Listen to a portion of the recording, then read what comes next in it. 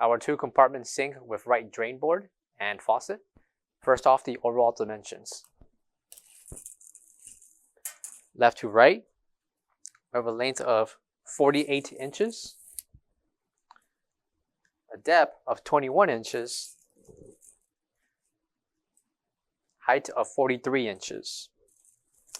Measurement for the drain board will include 13 inches in length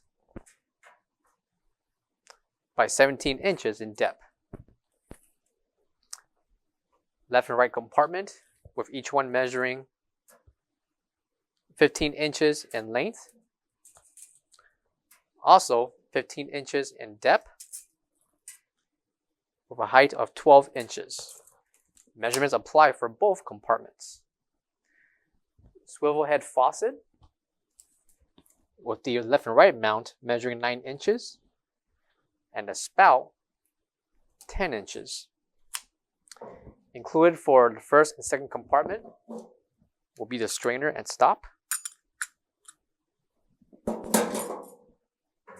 And located on the top left corner will be the NSF certification sticker.